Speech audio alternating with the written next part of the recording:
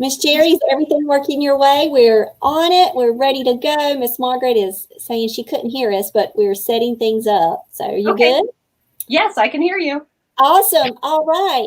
There we go. We are live, and we have Jerri Helms here with us from HarperCollins Christian Publishing, and we want to say thank you for your time and sharing your gifts with us today, and we're turning it over to you. All right, great. Thank you. Well, I'm really excited to be here with all of you today, and I'm going to take us through, well, actually, I should probably say who I am first. I'm Jerri Helms. I am with HarperCollins Christian Publishing, and my primary role there is leading the digital marketing operations team. So we're kind of a, how would I describe it? An in-house agency that keeps our marketing teams and editorial teams and publishing teams abreast of everything that is going on in SEO, email marketing, social media marketing, advertising, and such. So we kind of act as those in-house experts that help guide our team and stay in front of the trends and what's going on 24/7. So it's a fun job, and it's absolutely never boring, because as you're all probably aware, things in social media and Google change almost every day. So with that, I'm going to go ahead and get started on why it's important to think about SEO and data when thinking about book discovery or content that you may be writing. So here's what I hope you take away today. Number one is understand the importance of SEO. And for those who may not be familiar with it, that is search engine optimization. And SEO is this little tiny word, but let me tell you, it makes a huge difference in everything that you do with getting discovered online.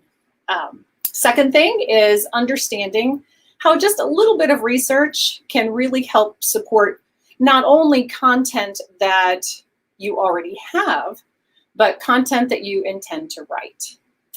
And number three, seeing the benefits of what you can find out in social and how doing a deep dive into your particular social channels can help you.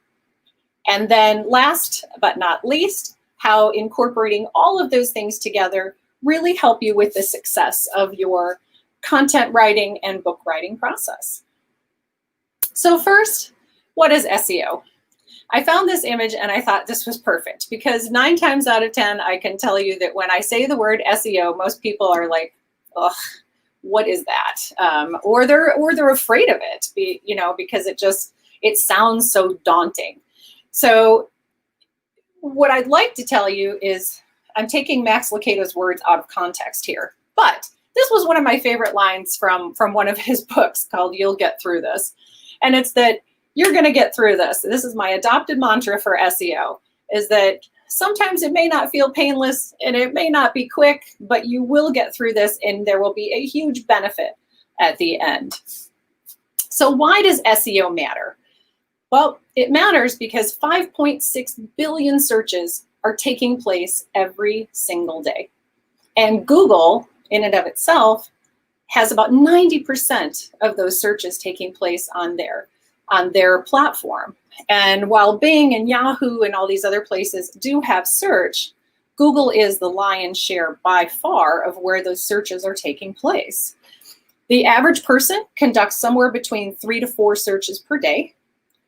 And as I stated, 90% of those searches are happening on Google. So this is a really important piece for all of you as writers to think about, because with 5.6 billion searches happening every day, how on earth do you rank, and how do people find your content, your writing, the things that are going to help them improve their life and their relationship with God?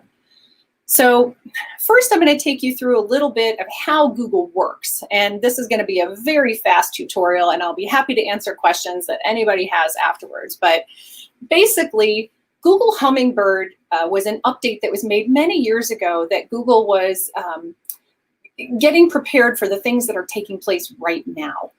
And so basically, Hummingbird was trying to say, okay, we want the meaning of what you're searching. We're trying to interpret that for you as opposed to the words that you write. So in the early days of Google search, the algorithm strictly matched the words that you typed in search with content. So people would be out there stuffing keywords into their website, trying to have that particular word as many times as possible on their web page, trying to trick the system into thinking they were the most authoritative source. So Google kind of corrected that, and now they're looking for more the meaning of what you've typed in as opposed to just the word itself. And then they also added BERT. And I put the long definition of what BERT is up at the top. But basically what it's saying is Google's using context to help improve the search results that they're delivering to the end user. So a great example is the word bank. You know, years ago, you would have typed in the word bank and it would have been very, very specific for bank. But now Google's trying to say, what did they search before? What did they search after? They're trying to determine, do you want to go to the riverbank or do you need to make a deposit at the bank? And that's kind of what BERT does. You also need to be thinking about the fact that voice search is rising.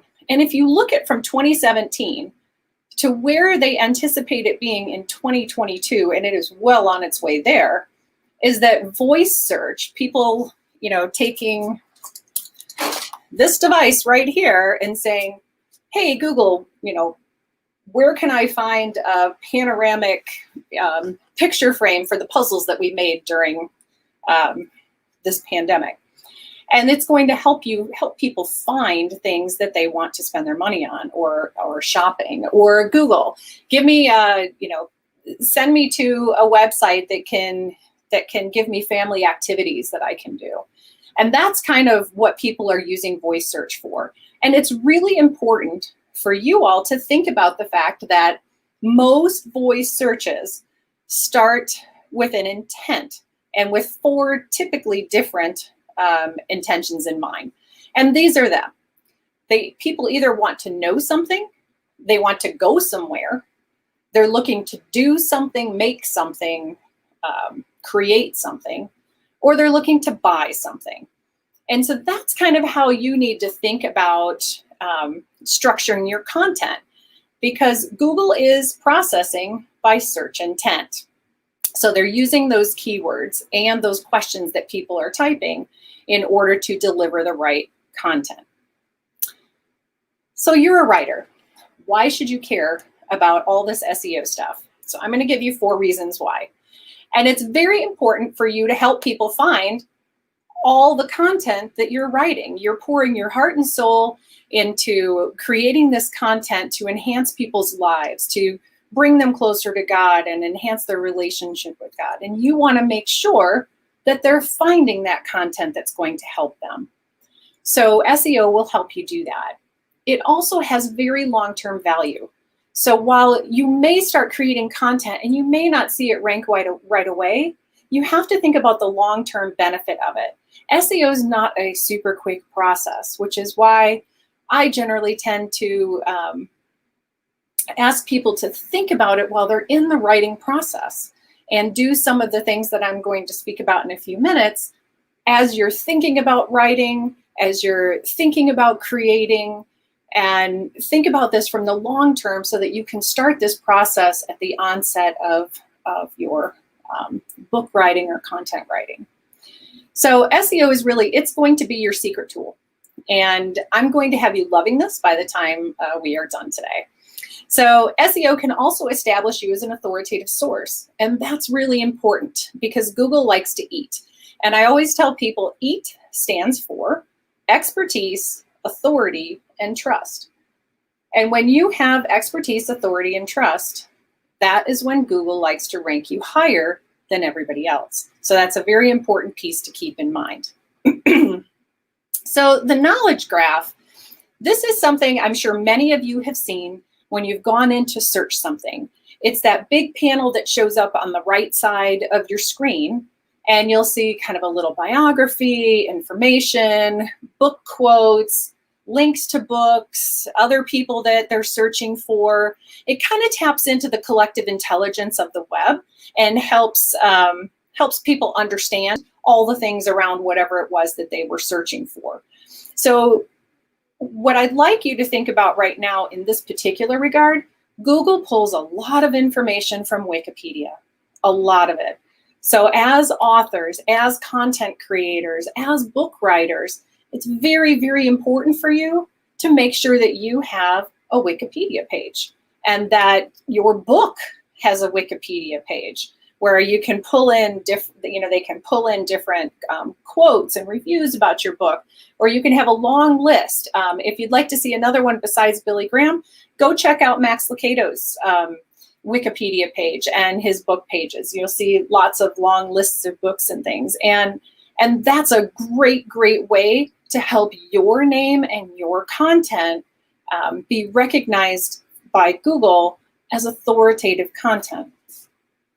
And there's a lot of articles out there on building your Wikipedia page, so you can certainly, Google that and find out some more information, or you can just reach out to me for a resource. So how are we going to do most of the things that I was just talking about? Everything starts with keyword research. Everything starts with understanding what the questions are and what the words are that people are using to find different things. So you want to know, what are the words they're using? One thing that I like to think about is, especially in the publishing space, we have a lot of internal lingo. And we have a lot of words that we might use to describe a genre of writing, etc. And it's really important that we're not speaking up here and that we're using, the Fleisch-Kincaid level of reading between like a 6th to 8th grade reading level of the words that we're utilizing to help people find content. And it's very, very important for you to do this research, and we're going to talk a little bit about that. Without keyword research, almost anything that you're trying to do on the web, you're just walking around in the dark, trying to feel your way around. You might break through, people might get lucky every once in a while, but you really need to be very strategic about the keywords and the words that you use when you are creating your content. So how do keywords help with your book? I'd like to show you a little bit of an example. And many of you, this book has been out for a little while, but it was a great example a while ago, and I still just think it displays it so well. So when you see this particular book, When Breath Becomes Air, you wonder, what kind of a book is this? What's it about? What category is that book going to be in? And again, while many of you may know this because this book was a New York Times bestseller, originally you just couldn't tell from this particular book cover because this was the first iteration, and there are other ones that are out there now that actually show a person on the cover, which gives you a hint into what it's actually about. But this book is actually a biography. And for a regular consumer, they probably aren't able to tell that from the title, the subtitle, the cover image, or the author's name. And we need to help them to understand what it is. And the way that we do that when we have a book title that doesn't just scream exactly what it is with keywords. And so how people would find this particular book is with the keywords that they used. And you can see that the keywords that I pulled off of Amazon show that, they used a lot of biography, autobiography, medical, surgeon, like there's a lot of those types of words in there. And that particular book is about a surgeon and when they lose people, when our breathing just becomes air. And so there is a way that you can actually utilize the developer tools on your computer. You can probably do a search on Google to figure out how to do that. But if you don't understand how to do that, again, feel free to reach out to me. My contact information will be at the end of this presentation. But it's very helpful to utilize this to not only just look at the keywords that are up for your particular titles, if you've put them in, but also what are your competitors' titles or comp titles to what you're writing? What are those keywords that they're utilizing there that are actually working? So when we think about keywords in books, sometimes it's a little bit different. So for those of you that are actually writing books, we have to think about relevance to people. And the only thing that ties all of the things around your book together are those keywords. Because for consumer search, when they're out there looking, the keywords are the only thing that's really going to help them find your book, because the search engines don't have the content of your book. in its entirety in order to read that, index it, and tell people what it's about. Your marketing copy and description of your book that might be up on Amazon or Barnes & Noble or wherever, it's not publicly searchable. Your product page is, but the actual book content is not. So the only thing that the web has is the descriptions that you write about it and the keywords that would be contained in that description, as well as the BISAC codes that you categorized your book in. And the Onyx, I don't know if many of you are familiar with that, but that's how the publishers send your data out to retailers to be indexed. So a lot of times those keywords, those BISAC codes, those are basically, think of it like your floor plan to the bookstore, what section you're going to land in, or the card catalog at the library, helping people to find your particular book. So here are a few steps for finding the right keywords. You really need to think about what your end goal is. So as you're writing an article or for things that you've already written, that content specifically, what does your audience want? What do they need? What might their intent be? The way they might search to find that particular content. Think about, keywords. You may have to go back and rewrite some copy. You may want to go back and update some blogs with keywords that you find. And I've got a nice keyword wheel to help you kind of figure out that process and start to implement it. Because the one thing that I will tell you about things like this, if you want your content out there for the long term, this is not a set it and forget it sort of a thing. This is, you have to be thinking about this because language changes and the way people use words change, and we have to stay current with what's going on with that. I want to talk a little bit about the long tail and what that means. But first, I'd like to tell you what keywords are not. And keywords are not information that's already in your book's data. It's definitely not claims about quality. You will get shut down for that by Amazon or Google, etc., when you're making false claims about quality or subjective claims about quality. You don't want to use keywords that say pre-order or new release because those are not long-term. They're very short-term keywords. You can use that in advertising copy, but you wouldn't use that in your actual keywords that you talk about. You wouldn't use information that's common to the category. This is a book. Okay, book as a keyword is too broad. So you might want to say it's a young adult fiction book for Christian women or a specific age group. Those kind of things would be keywords. And again, you don't want to use misspellings or things like that because it just takes up space. But a long tail keyword that I mentioned just a few minutes ago, this is how people search now. People, especially with the rise of voice search that we were talking about earlier, if you think about the way that you might type in looking for something versus how you might say it in your phone, you're going to use a lot more words when you're saying something in your phone. And in order for Google to deliver things more specifically, it's helpful if the keywords on your website or in your product descriptions or things like that are actually explaining what it is. So instead of Bibles for children, it might be a Bible for teaching children with autism. Or instead of just a thriller, it might be, I want a thriller with a happy ending. People actually search for things like that. And it's very important to kind of look at that. And the more words that you use, the more long tail, the more specific you are, the more chances you have of ranking higher on page 1 in Google. This is kind of an example of that. The word Bible, when you go to search for it, if I was looking for a Bible for a child, if I just typed in Bible, the searches are astronomical.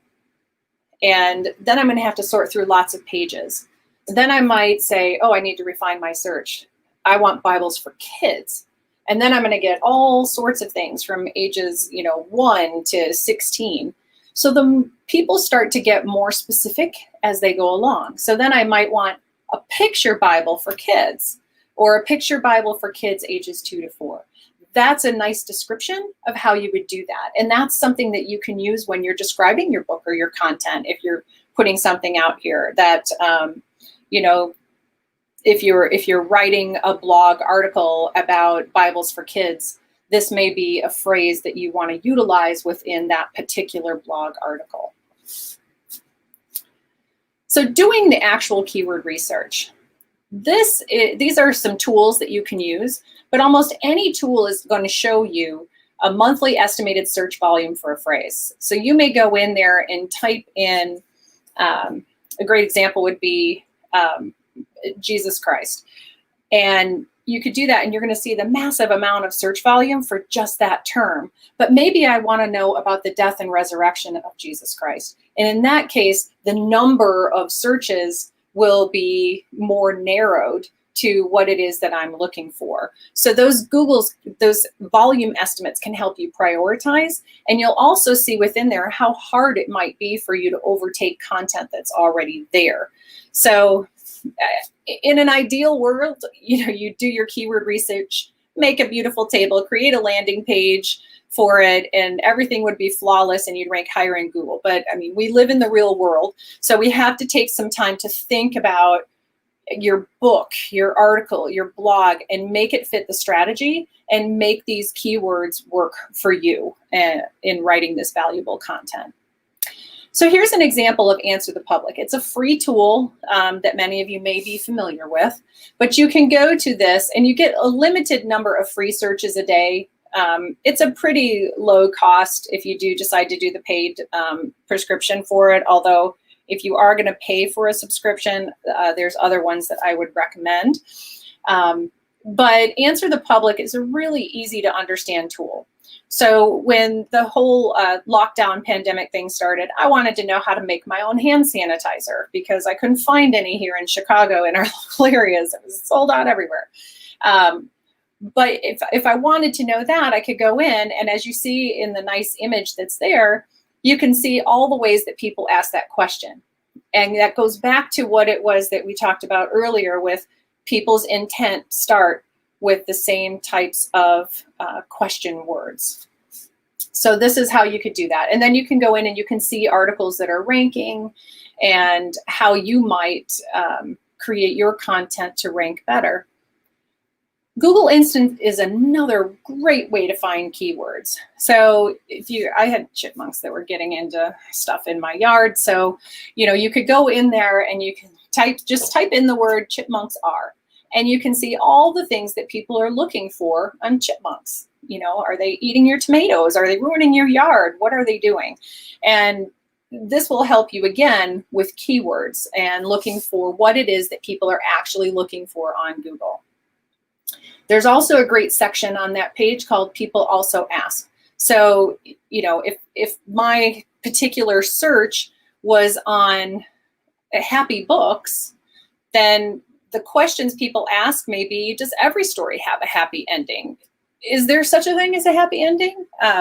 So those are the kinds of questions that you might have or that people are asking out there, and it can help you, again, guide you towards how do you want to write that content? What do you want to write about? Related searches will give you, in this particular case, I was looking for business books for 2020. And then it gives me other things like 2020 business book releases or top books of 2020, etc. But it's a great source of additional keywords for you. So just remember that every search has a purpose. And those questions, those who, what, where, when, whys are important. If we're educating in the type of things that we're writing, we want the how-tos, ideas for it. These are great ways for you to create content to help introduce people into your blog or into your book, etc. And then again, think about how those keywords help you target your audience's needs. What are the words they're using? What's the terminology they use? And then utilize their language to create that content to help drive them in and find your book or your website. So this is a quick list of tools for keyword research. I've broken it out by here's a bunch of free ones and here's a bunch of ones that you would have to pay for. There's Alexa.com is run by Amazon. That one might be a little more expensive, but the Moz Keyword Explorer actually has a pretty reasonable individual membership fee, and it's got a great keyword research tool. But you can also utilize Google Trends, and you can utilize the Google AdWords panel to look for those keywords as well. So the last section of SEO is SEO in your social media. So as we all know, social just keeps on growing, right? And the number of social apps that we have to deal with just keeps on growing. So you think about it, your average college-age student has 9 different social media accounts, as opposed to people like me in that 55 to 64 category who may only have 5, which is not true for me because of the digital space. I'm more like the college-age kids with the number of social media accounts that I actually have running. But it's just going to keep growing. And as you can see from the chart there, from 2010 to where they anticipate the number of social networks being in 2023, it's just going to keep on growing. So social is an area that when we're thinking about writing content and we're thinking about talking to our audience, we have to think about this too. So if you have your social channels, what I highly recommend is once a year you do a large audit on that particular content. And I mean, that's a whole sort of training in and of itself as to what are the areas that you would want to look at. But overall, just look at everything about your social account and make sure things, I'm going to give you a few things to check here in a second. Do seasonal checkups. Look at your social channels after Christmas. Look at your blog comments after Christmas. Look at those types of things and see what were the things that people were talking about. What were they engaged in? It might give you ideas for content for the next year that you can start seeding and getting some authority and some traction built in Google so that you're ready for the next season. A great example of that is chronological Bible reading. And a few years ago, we were looking and saw that there was a high demand for people to understand how to read the Bible chronologically. So in June of that year, we seeded an article in one of our blogs on how to read the Bible chronologically. That year at Christmas, it blew up and it just went crazy on Google. And now we rank very, very high for that particular topic out there. And it drives a lot of people into that particular Bible translations website. And that's the kind of thing that you want to look for and that you want to try to find, because a lot of while there are things that just go viral just to go viral, a lot of them go viral some months later, and it just has to get that traction. It has to be seeded. So that's what you can do in a seasonal audit. And then campaign level audits might be, if you're promoting a particular book or a particular event or things like that. Once that event's over, you want to go in and you want to take a look at what worked well, what didn't, so that you know how to leverage those learnings for the next time. So on your social channels, the number one thing I'm going to suggest that you do that helps you with your SEO and helps people find you is make sure that all your social channels are optimized. Do you use the same photo on all your social channels? The one exception you can have is on LinkedIn if you want to have something more professional looking there. But for your social channels, everywhere that your audience might be interacting with you, you want to at least have the same picture or branding everywhere so that they understand that that's you.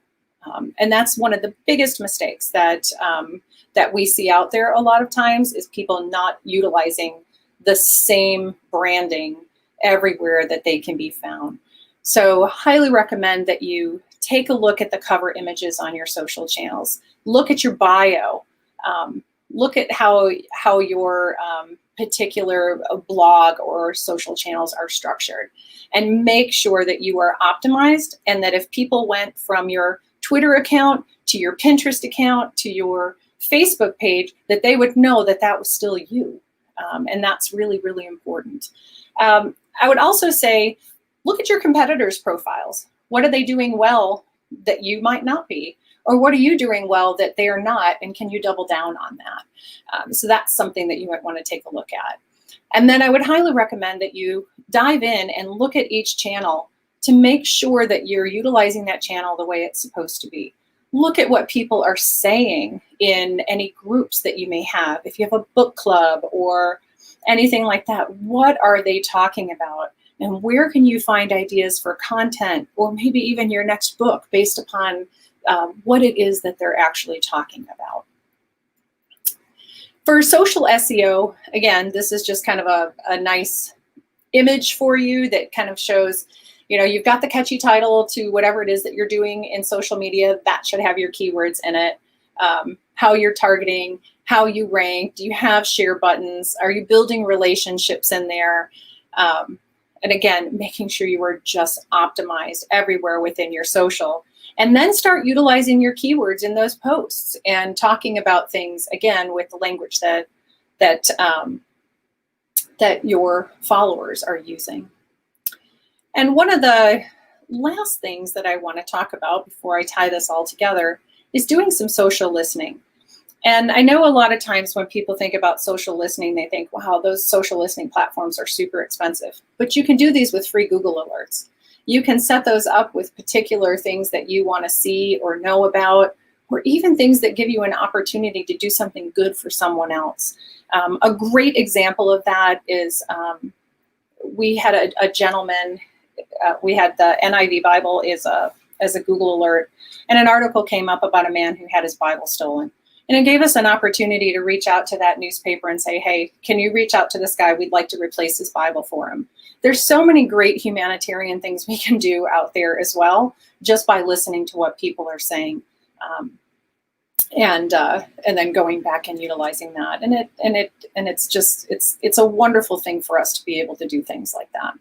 So again, look at that.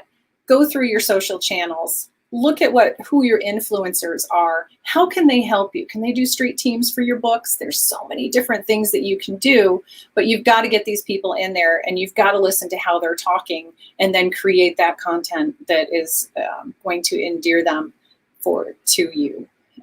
Also, Google Analytics, Google Alerts. I think Victoria, one of my colleagues who is going to be speaking to you later on today, is going to be talking about leveraging your authentic voice for social media, and she's going to dive into some of these things a little more deeply. So just kind of tying this all together, people can't read what they can't find. So we have to leverage SEO in order to help people discover the content that we're writing, the content that we are putting out there. And in order to do that, we have to do the keyword research. And we have to use the right words that people are looking for to find us. And you can do that before you write your book, so that you can name your chapters properly, that you can create a great title and subtitle that's just going to have its own organic value in being found.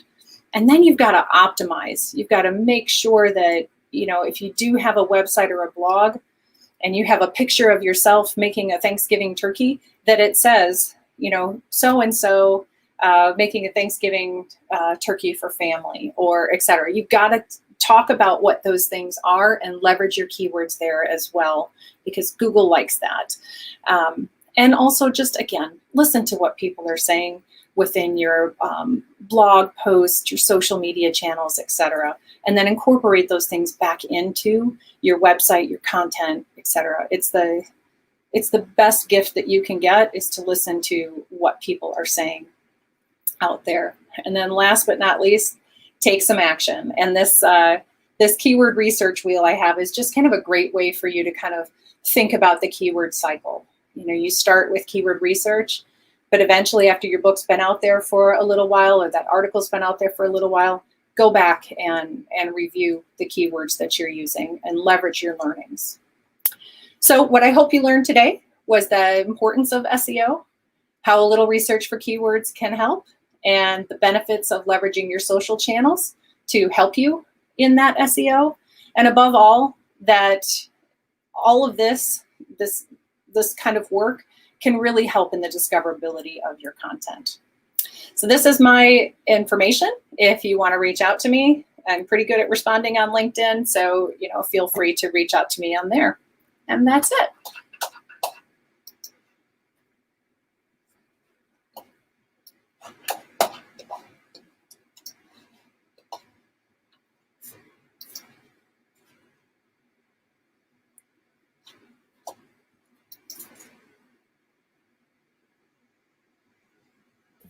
I would like to first introduce our moderator down here. This is Ann Delavue. She is here joining us. She's one of our expert SEO people in the WWJs. And I'm going to now, Jerri, that was so phenomenal. I was getting texts going, we've got to keep getting all this information. We're taking pictures.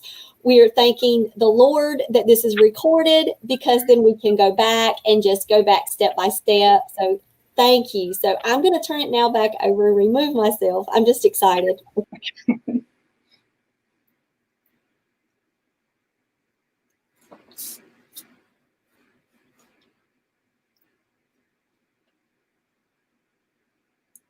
So we have a question here from Anne.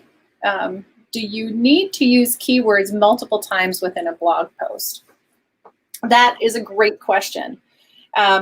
Yes, you can, but it's more about how you use those words multiple times in that blog post. So for example, if you think about how people read, they scan. So you might want to have that keyword in a header before a paragraph, and then utilize that word in the paragraph as well. But I highly recommend that when you're going to double down on them, make sure that you have sort of here's the name of my blog post, and maybe there's 3 things that I'm hitting in that blog post that are my keywords. Make sure you have like a section header for each one of those 3 ideas that you're hitting that have those keywords in it, because that's the kind of thing that Google likes. Again, even as we're shopping on Amazon and you see the bullet points, people are scanners. They have the attention span that's about this big right now. So you got to help pull whatever's important up to the top and leverage your keywords that way. So I hope that answers your question. So a question here from Tish. I guess we should use our real life photo instead of our avatar. Well, it helps. You really have to make that decision. If people recognize you by the avatar and that's what you're using everywhere, then by all means, feel free to do that. But we all like to connect with human faces. So as much as possible, if you're comfortable with it, then I do recommend, yes, utilizing a human image as opposed to an avatar.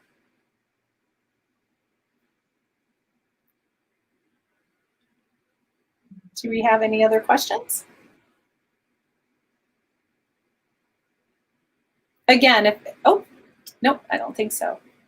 Again, if any of you have questions or you bump into things afterwards, feel free to ping me on LinkedIn. I'll be happy to send the deck to Jen in case she wants to share that with you, but I just ask that you use it for your own personal use as opposed to publishing it out onto the web.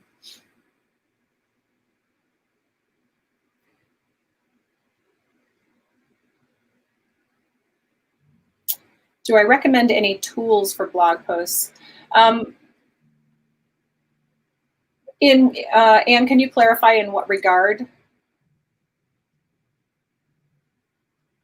I think if you're looking for ways to, if I assume what you might mean there are tools out there, like SEMrush has a tool. It's kind of they call it an SEO article inspector. And you can take that and plug your blog post into it, and then it will tell you if you're hitting keywords or the problematic areas of your post or things that are going to help you rank better online. But formatting for blog posts, I don't know that there's a specific tool out there, but there certainly are best practices. So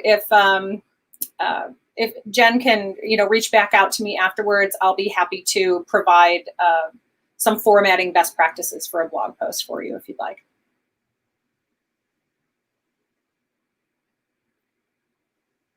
Hey.